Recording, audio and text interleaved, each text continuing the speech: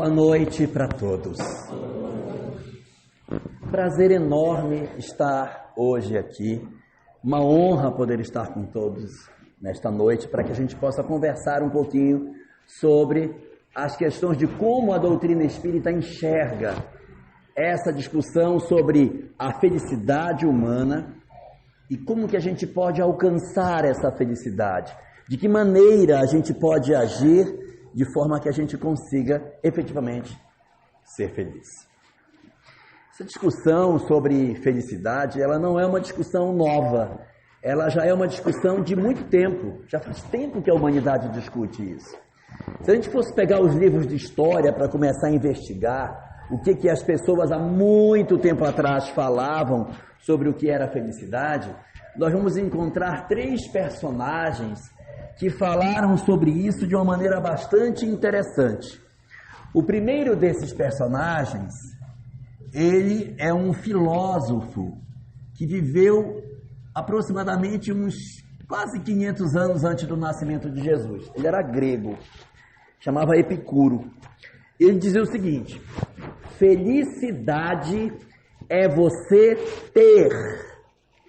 Porque não ter não tem graça, né? Você não ter não vale nada. Você viver para não ter as coisas, é melhor não viver. Então a ideia de Epicuro era o quê?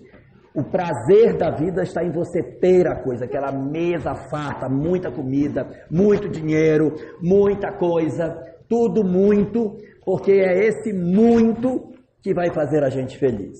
Esse era o pensamento dele, Epicuro, que evidentemente não é o pensamento da doutrina espírita, é o pensamento dele. Mas é uma maneira de pensar que muitas pessoas que acham que a vida é só matéria, têm a impressão de que a vida é isso mesmo.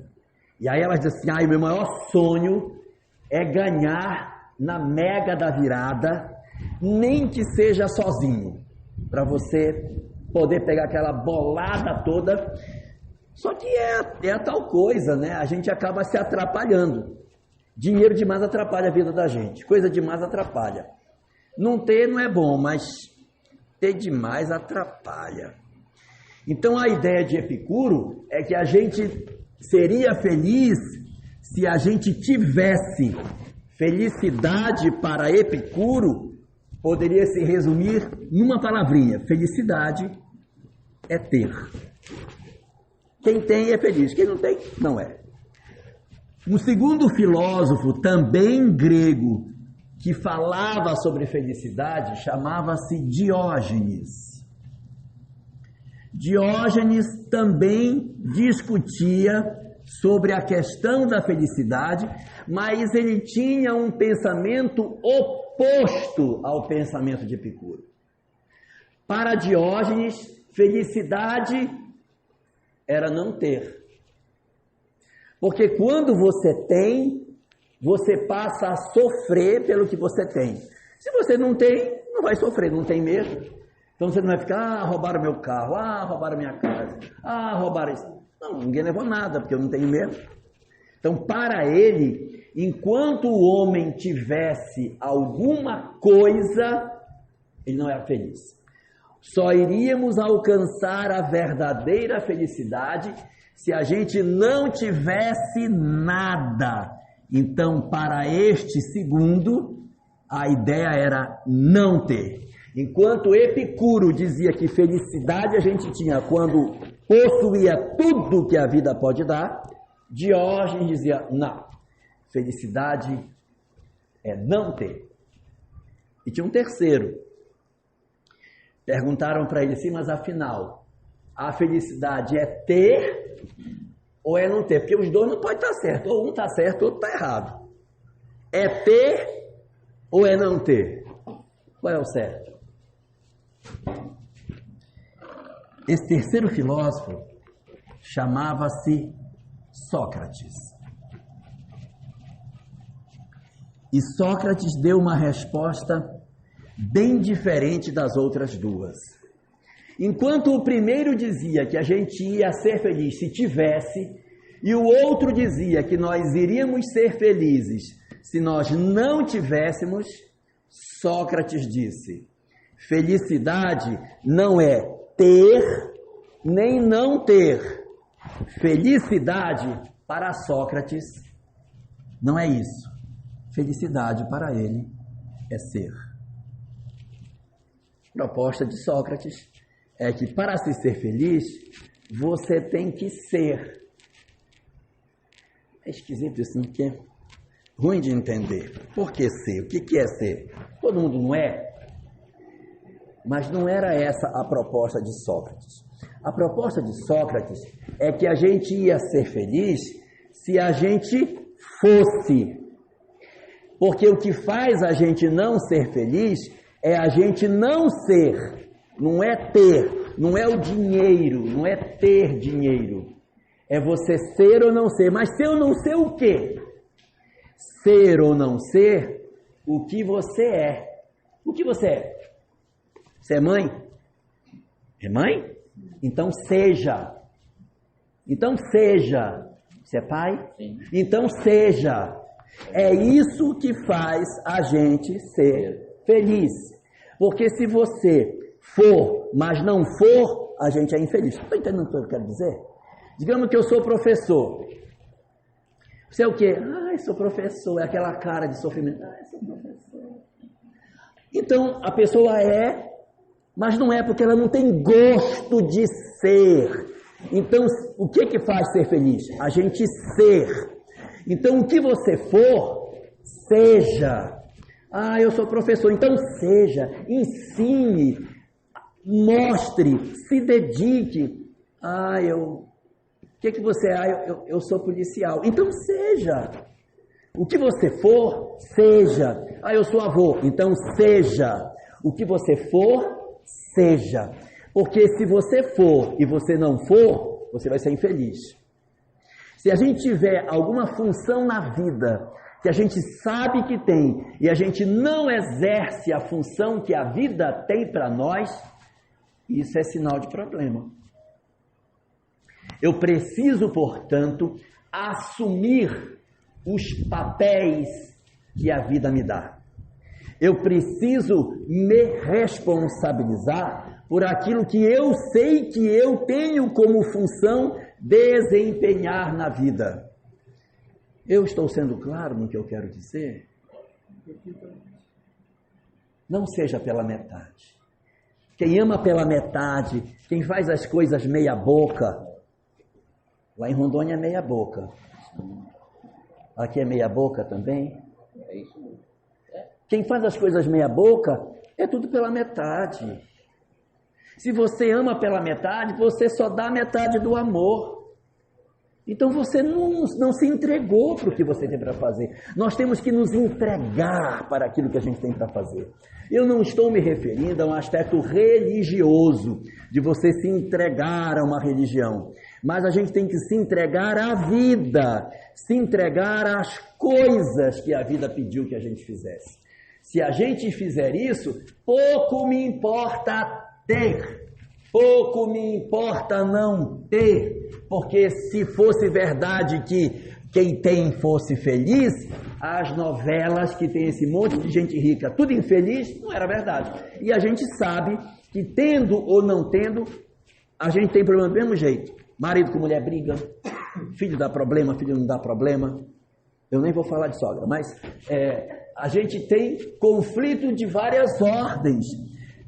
Basta que você não se entregue completamente às coisas como deveria fazer. Então este era o conceito que desde a Grécia Antiga, isso já existia, bem antes de Jesus nascer. Quando Jesus está conosco na Palestina, ele traz uma nova ideia. Essa discussão de felicidade, ela volta, porque o homem está sempre atrás disso, sempre querendo saber como é que eu faço para ser feliz. E essa é a visão grega. Quando Jesus chega na Terra, as discussões já eram outras. Os judeus não tinham por hábito chamar de felicidade para felicidade. Eles tinham um outro nome para o conceito de felicidade. Eles chamavam a felicidade por dois nomes. Chamavam de vida eterna que significava eu viver eternamente lá sem precisar voltar. Você vai viver no mundo dos espíritos e não volta mais. Então era a vida eterna. E outra era chamar de salvação. Eram as duas maneiras como os judeus tratavam a felicidade. Eles não falavam assim, fulano é feliz. Fulano alcançar a vida eterna ou salvar-se era o sentido de alcançar a felicidade. Uma maneira diferente de falar. E na época do Cristo, houve um diálogo dele com o doutor da lei, que está contado no Evangelho de Lucas, no seu capítulo 10. Lá, Jesus encontra com um doutor da lei, e esse doutor da lei então aparece e pergunta para Jesus: Mestre, o que é que eu devo fazer para alcançar a vida eterna? Essa pergunta é feita para ele. Que é a mesma coisa que perguntar para Epicuro, o que é que eu tenho que fazer para ser feliz? Ou para Diógenes, ou para Sócrates. Só que como a sociedade é diferente, a pergunta é um pouquinho diferente. A pergunta é: mestre, o que devo fazer para alcançar a vida eterna? O que é que eu tenho que fazer? Me dá uma luz, me diga. E o Cristo, ao invés de responder para ele, faz uma outra pergunta em cima da pergunta dele, que era uma técnica muito comum que Sócrates usava, que era não responder pergunta. Responde a pergunta com uma outra pergunta. Igual mãe faz com o filho. Mãe, a senhora viu meu sapato? Aí a mãe diz, onde você deixou? Né? É essa técnica, você responde a pergunta com uma pergunta. Quando o doutor da lei pergunta para ele, como eu devo fazer para alcançar a vida eterna? Ao invés de responder, Jesus faz uma outra pergunta para ele. E diz assim, o que é que está escrito na lei que tu lês? Né? Como tu lês o que está escrito lá? E o doutor da lei, então, responde para Jesus, dizendo para ele o seguinte: o que está escrito na lei são 3 coisas. Amarás o Senhor teu Deus de todo o teu coração, de toda a tua força, de todo o teu entendimento, e amarás também ao teu próximo como a ti mesmo. Então ele propõe aqui que a forma de nós alcançarmos a chamada vida eterna é amar a Deus, amar ao próximo e amar a si mesmo. Aí estaria a receita.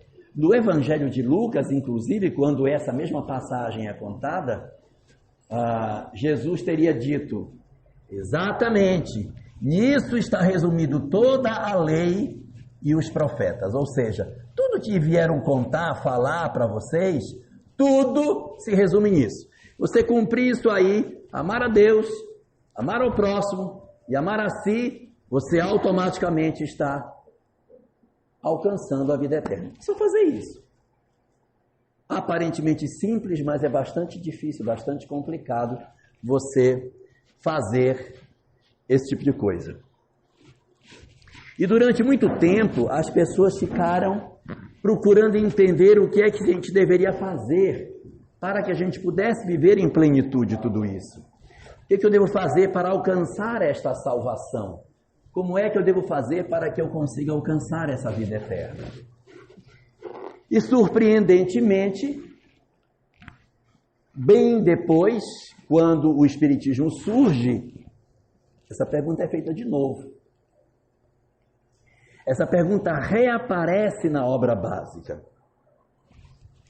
No Livro dos Espíritos, que é a obra basilar espírita, a primeira de todas as obras que o Espiritismo possui, a primeira delas que Allan Kardec nos trouxe, que é uma obra de perguntas e respostas sobre os mais diferentes temas. Assim, a gente quer saber uma coisa, a gente encontra aqui. Existe uma pergunta aqui dentro que trata disso. É a questão 614. Nessa pergunta, Allan Kardec indaga aos espíritos dizendo: o que é a lei de Deus? Respondem os espíritos: a lei de Deus é a única verdadeira para a felicidade do homem. Então, a lei de Deus é a única verdadeira para a felicidade do homem. Indica-lhe o que ele deve fazer ou não fazer, e ele só é infeliz quando dela se afasta. Olha que coisa incrível! Ele vai falar quase a mesma coisa, porque repara, aqui está dizendo que toda a lei e os profetas estão contidas nesta frase, que é a lei de Deus. Se eu seguir essa lei, eu alcanço a vida eterna, eu alcanço a salvação. E aí que é, na verdade, a mesma coisa que felicidade. Então pergunta Kardec, o que é a lei de Deus?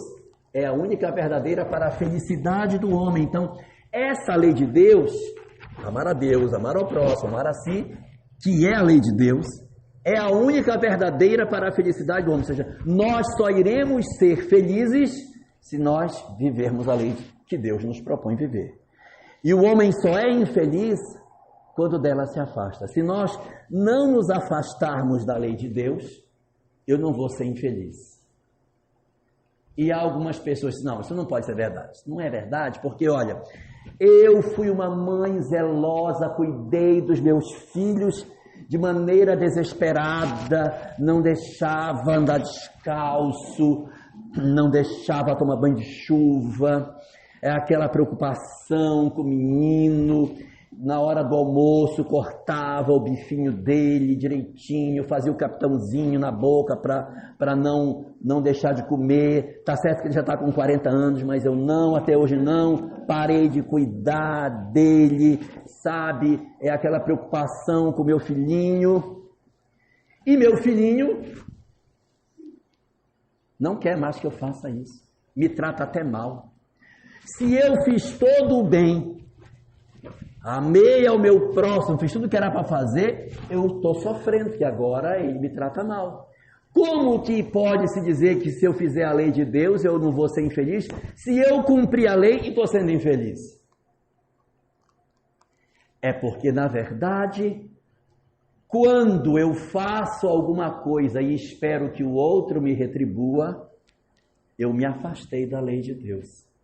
Porque o verdadeiro bem, ele é desinteressado. Se eu faço alguma coisa para você e você não me devolve o bem que eu lhe fiz, e eu fico magoado porque você não me foi grato pelo que eu fiz para você, eu estou errado. Eu estou errado porque eu passei a esperar a gratidão. E isso faz com que a gente se afaste da lei de Deus. Mas se eu vivesse a lei na sua plenitude, sem esperar que ninguém fizesse nada em troca, e eu fizesse realmente o que deveria ser feito, eu automaticamente não seria infeliz. Eu não seria. Mas o que aconteceu conosco? Nós acabamos fazendo o bem, quando fazemos, esperando que as pessoas reconheçam e digam, nossa, mas você faz um pão de queijo, meu Deus, aí que nada.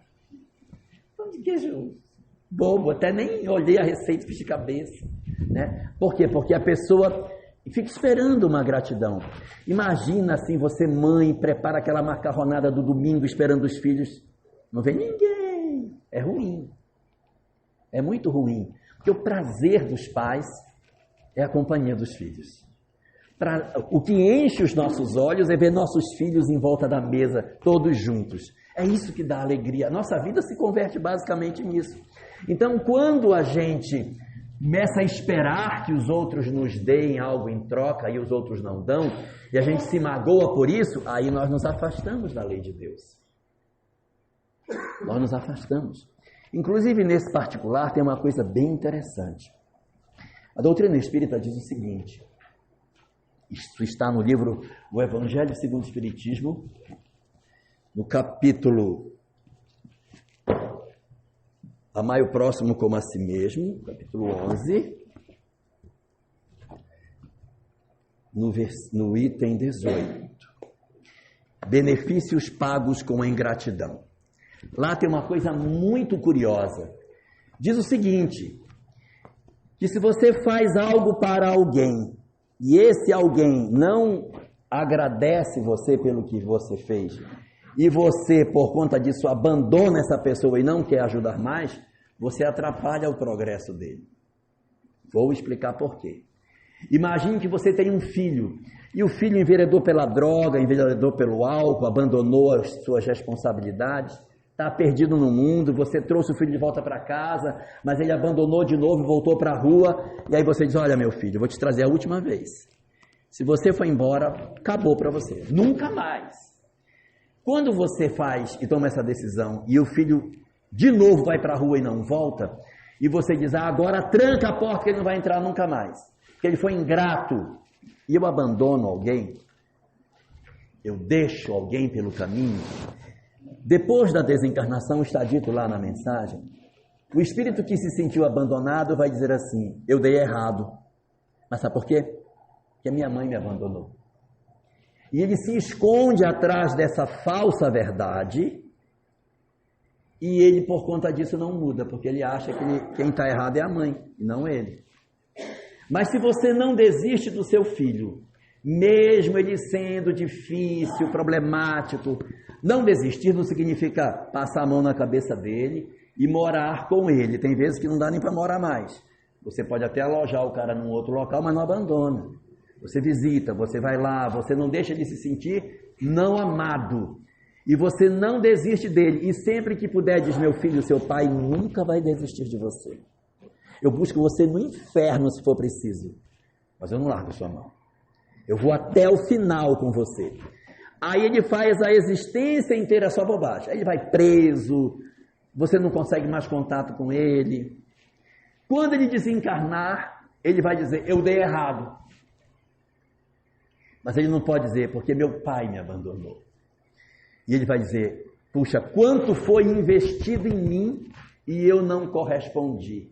E isso vai ser para ele um instrumento de estímulo ao progresso dele. Vai ser uma mola que vai empurrar o progresso dele para frente, porque ele se sente constrangido pela lei a ter que fazer alguma coisa para aliviar a consciência dele pelo fato de não ter sido grato por aquilo que a vida deu a ele e não soube receber. Então, é importante que a gente perceba todas essas coisas para que a gente possa ter uma noção mais clara do que é que o Espiritismo propõe para nós sobre a forma que a gente tem para conseguir alcançar a verdadeira felicidade. Uma das formas que a gente fala sobre felicidade é chamando isso de salvação. E a doutrina espírita tem uma frase muito conhecida sobre isso. Está no capítulo 15 do Evangelho segundo o Espiritismo. A frase diz, fora da caridade não há salvação. Quando as pessoas leram isso, muita gente leu errado.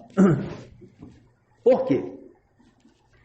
Porque entendeu na frase, fora da caridade não há salvação, entendeu erradamente, porque leu assim, fazendo caridade eu me salvo. E eu não quero assustar ninguém, não quero apavorar ninguém, mas não é isso que está dito. O livro não diz que fazendo caridade salva. Fazer caridade não é garantia de salvação, tá? A frase diz, fora da caridade não há salvação. Então veja que a frase não está dizendo o seguinte, havendo caridade, há salvação. Ela está dizendo que se não tiver caridade, não tem salvação. Mas não está dizendo, se tiver caridade, você está salvo. Está dizendo, se não tiver caridade, você não se salva. Eu vou tentar explicar melhor. Como é que eu faço um pão de queijo? O que leva? Ovo. Não leva queijo? Leva queijo. Vamos lá. Ovo. Polvilho. Leite. Óleo. E o queijo? Uai, senhor, tá certo. Então, muito bem. Então, aqui eu tenho para fazer o pão de queijo, leite, ovo, polvilho, óleo, que deveria ser o primeiro, e o queijo, certo? Aí mistura, não sei o que e tal, faz. Ó a pergunta que eu vou fazer para a senhora. Se eu não tiver o queijo e tiver o resto, faz pão de queijo? Ai, mas não fica gostoso. Não é, então não é de queijo que eu tirei o queijo. Então, se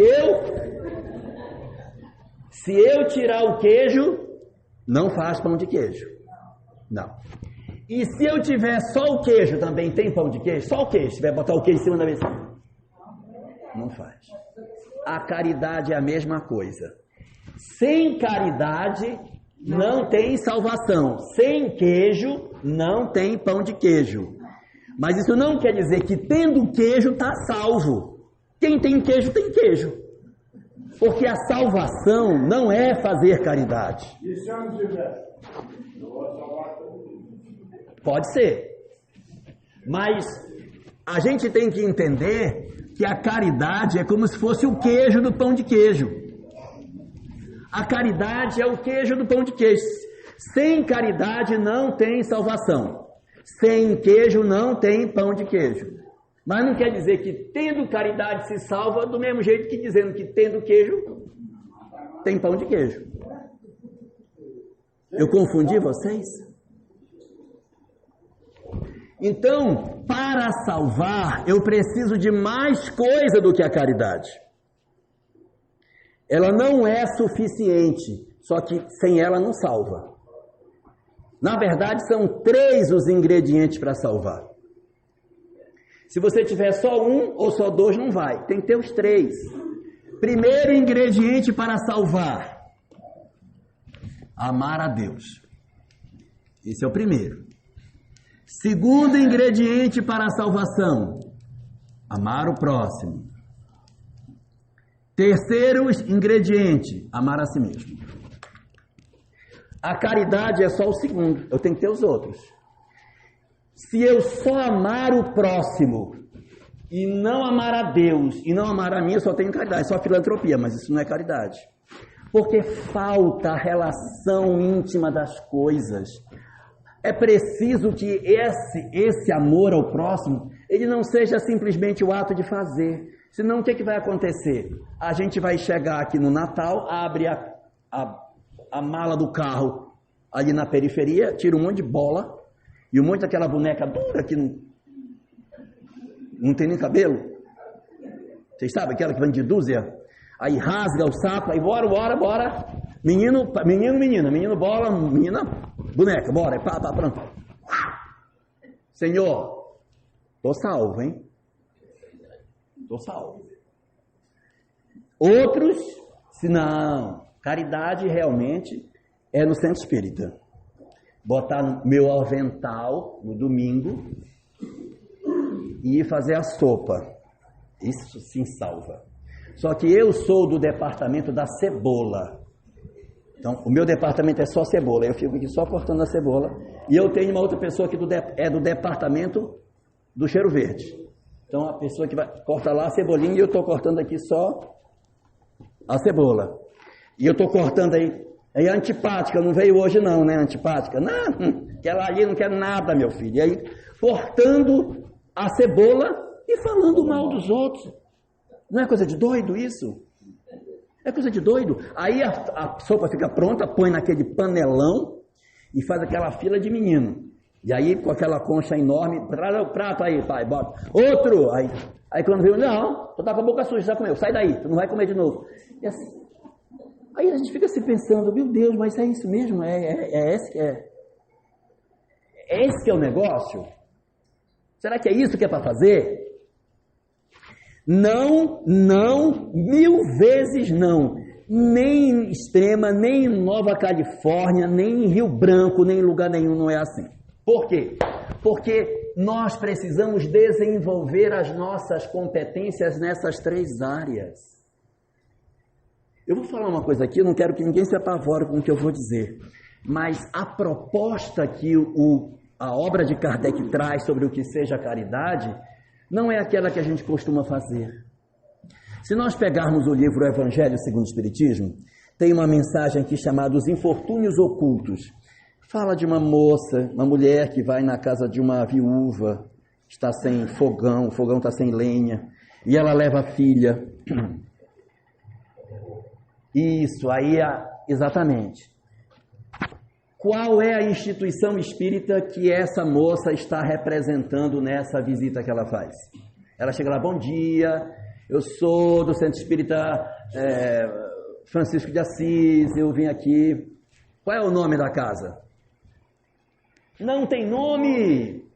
Sabe por quê? Porque a caridade proposta por Kardec não é institucional, é pessoal. A pergunta é o que é que você está fazendo. Não quero saber o que a casa faz. O que a casa faz é o que a casa faz. Quero saber você, pessoa física, faz. Peguemos a mensagem Os Órfãos que tem aqui.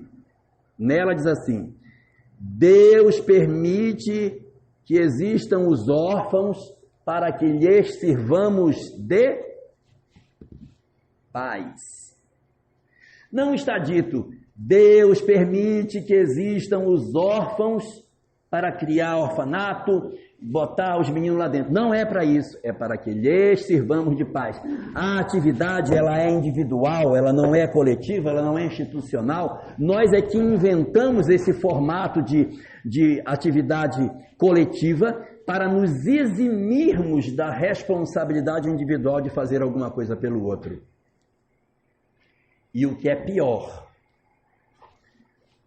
não é essa atividade do lado de fora de nós que vai fazer a nossa mudança. Porque no fundo, o que se quer não é que a gente faça as coisas.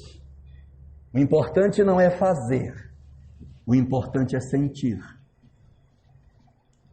O que salva o ser humano não é fazer, é sentir. Só que só tem um jeito de sentir: fazendo. Então, eu posso fazer sem sentir? Posso. É só eu ir para a fila, vambora, sai daí menino ridículo, não sei o quê. E aí eu faço as coisas com grosseria, com estupidez, sem paciência. Meu Deus, domingo vai ter Fórmula 1, bora, esse menino tem que acabar de comer, quero ir embora. Se eu entro nessa neura, então automaticamente o bem que eu estou fazendo acaba não servindo ao propósito maior. É preciso que a gente sinta o que está fazendo, só que para sentir eu preciso fazer. Não tem como eu sentir sem fazer. Eu tenho que fazer. Só que na hora que eu estiver fazendo, eu tenho que fazer com carinho. E o que eu estou dizendo que é fazer, não é fazer simplesmente uma sopa, um agasalho, um leite. Isso é ótimo, isso é muito bom de fazer. Mas é também com as pessoas que Deus deu para a gente conviver. É eu cuidar de um filho com carinho. É você ir colocar um filho para dormir e você ter um carinho a mais na hora que você coloca o cobertor. Porque eu posso chegar no quarto do meu filho, abrir a porta, jogar o lençol, te cobre aí, e ir embora. Isso é uma forma. Mas eu posso entrar e cobrir com carinho. É o carinho como você coloca o prato para uma criança e você diz, não, se ela se virar, ela tem que se virar. Se ela rasgar no dente, ela vai se virar. E você cortar, você ter preocupação com o outro. Nós estamos vendo uma época em que as nossas famílias, elas serão cada vez mais exigidas no cuidado de idosos. Eu não sei se vocês perceberam, mas a gente está ficando idoso. E assim, as famílias vão ter cada vez mais idosos morando em casa. Então nós temos que nos acostumar com a ideia de que nós temos um idoso para você cuidar. Um idoso que não necessariamente é tipo a vovó Benta, a dona Benta, toda saudável, contando história para os netinhos. Você vai ter avós doentes, sequeladas, com AVC, com Alzheimer. E você tem que ter paciência. Aí você vai deixar o idoso lá o dia inteiro sujo, todo chichado no colchão, num colchão que já nem presta mais, colchão que tem anos e que você não tem coragem de trocar. Então, É isso, é a paciência com uma pessoa que tem Alzheimer em casa e que é diferente de uma criança que cada vez vai ficando melhor, o cara que tem Alzheimer vai ficando cada vez pior. E aí você tem que ter paciência para dar banho, para colocar, e ele vai perdendo cada vez mais funções. São os últimos momentos com os nossos pais, nossos avós. Então é um momento de você até curtir esse momento, você não vai ter mais. É um momento de você saborear essa etapa final da vida.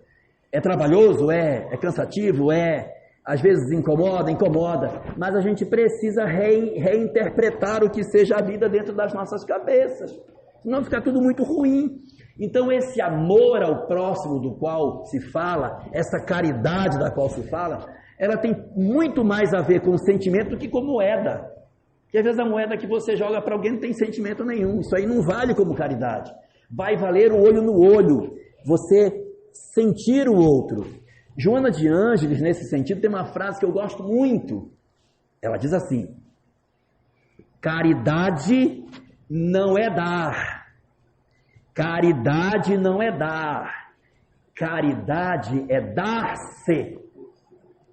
Então, se eu dou e não me dou, não houve caridade.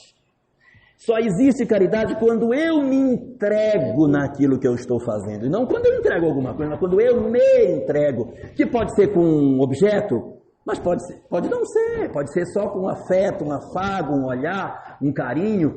Na maneira como você, na mesa, pede para o seu familiar: amor, passa o arroz.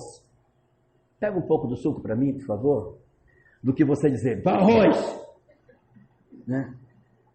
Ridículo. Vê se você presta para alguma coisa, me passa esse arroz. Isso é uma coisa que você desconstrói todo o sentimento de família numa hora dessa. Amar ao próximo, portanto, é exatamente esse sentido. Mas não é só isso, tá? Tem que amar a Deus e tem que amar a si mesmo.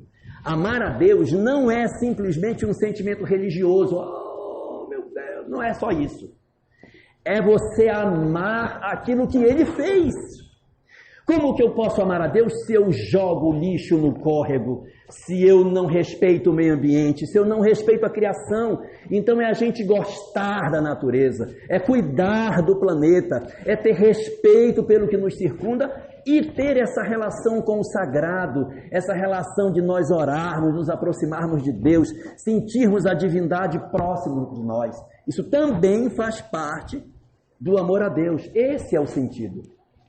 E amar a si é eu ter amor a mim porque eu sei que eu sou importante. É você amar porque você sabe que você é importante. E eu digo: não tem importância, não tem importância. Tem! Você é muito importante. Porque se você não existir no meio das pessoas que você convive, você faz muita falta. As pessoas sentem demais quando uma pessoa que é amada vai embora. Mesmo que você diga: mas eu só dou trabalho, mas é amado do mesmo jeito. Nós somos muito amados e a gente deixa um buraco danado quando a gente vai embora. Então, amar a si é você olhar para si mesmo e dizer: meu Deus, como eu sou importante. Como eu tenho importância, meu Deus. Nessa hora, eu estou amando a mim. E aqueles que dizem assim: mas eu nem tenho ninguém, eu moro só mesmo, como é que eu vou? Se eu morrer, ninguém nem vai saber. Só o surubu. Mas eu não tenho nem ninguém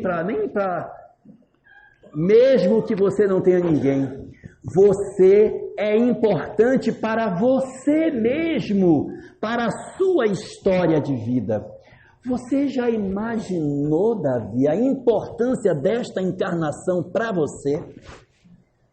O quanto é transformador você estar na carne e saber que existe vida após a morte, que existe obsessão, que existe reencarnação, que seus familiares fazem parte de um grande plano divino para o reencontro das almas que precisam se reencontrar. Você saber que existe uma quantidade enorme de espíritos a nos auxiliar, nos proteger, a nos cuidar, e que Deus soberanamente rege todas as coisas, nos amando profundamente. Meu Deus, quem tem a oportunidade de saber isso do lado de cá?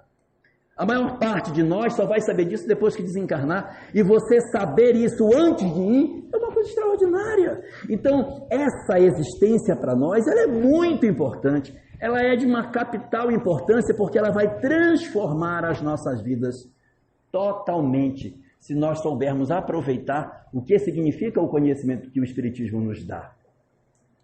E aí, na hora que a gente faz esse trabalho de amar a si mesmo, ele vai se dar, por quê?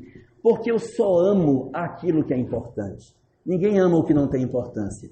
Se eu achar que não tem importância, não tem por que me amar. Então eu tenho que descobrir que eu sou importante. E descobrir a que eu vim, qual o propósito da minha vinda. Por que eu renasci, por que eu estou aqui, por que eu tenho a família que tenho, por que eu tenho as provas que eu tenho, para que tudo faça sentido na minha cabeça. E eu possa aproveitar o tempo que eu tenho na Terra para fazer o melhor possível uso do tempo que Deus me dá. Se nós conseguirmos fazer isso, aí sim nós podemos dizer que a gente alcançou a salvação, que nós alcançamos a felicidade. Mas para isso, não basta simplesmente fazer essa caridade do lado de fora. É preciso sentir o que eu faço pelo outro, sempre lembrando que não é suficiente apenas a caridade.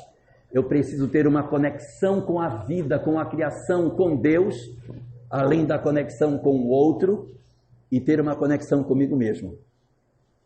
Quando eu fizer a conexão com Deus, com o outro e comigo, e sentir prazer na vida que Deus me dá, aí eu terei alcançado a felicidade. Porque quando eu fizer isso, eu vou entender o conceito de Sócrates, que diz que felicidade é ser. Porque quando eu entender tudo isso, eu vou ser. Eu vou ser. Eu sou professor, eu vou ser. Eu sou pai, eu vou ser. Eu sou espírita, eu vou ser. O que eu sou? Isso eu vou ser. E eu vou deixar aqui uma dica final. Não é espírita, mas é dos livros de administração. A gente relaciona num papel as 5 atividades mais importantes que a gente tem na vida, que a gente faz. Você pensa e diz, o que é que eu sou? Eu sou pai, eu sou espírita, eu sou esposo, né? Eu sou pai, eu sou espírita, eu sou esposo, eu sou, digamos, uma profissão, eu sou pedreiro e eu sou filho, porque também tenho minha mãe. Você pega esses 5 papéis, você escreve e faz uma agenda semanal. Uma agenda semanal. E você coloca um compromisso por semana para essas coisas. Para que não fique um mês sem ligar para sua mãe. Um mês sem marcar alguma coisa com os filhos. Aí você para e diz assim, esta semana vou ligar para minha mãe na quinta-feira. Com a minha esposa eu vou sair com ela na quarta. Na terça-feira eu vou fazer uma atividade do Centro Espírita, que ele tem que fazer, aí eu já marco ali, na segunda-feira, e aí você vai dividindo a sua semana, para que pelo menos uma atividade de cada uma dessas 5 apareça na semana, senão você passa batido, quando passa o ano, meu Deus, minha mãe, será que ela ainda vive? Faz um ano que eu não ligo. Para não acontecer, monte essa tabela, para que você não deixe nenhum dos seus papéis escorregar, igual aquele cara que gira pratos no circo, você roda um prato, roda o outro, tem que rodar os ciclos, não vão cair. Então é você cuidar dos principais papéis que você tem na vida, para que você consiga dizer que você efetivamente encontrou o caminho da felicidade, não porque você simplesmente faz as coisas do lado de fora, mas porque fundamentalmente nós descobrimos que as coisas só existem quando do lado de dentro dos nossos corações a gente faz de verdade todo esse processo de encontro nosso com o nosso próprio eu. Tá bom? Que Deus nos abençoe e nos proteja.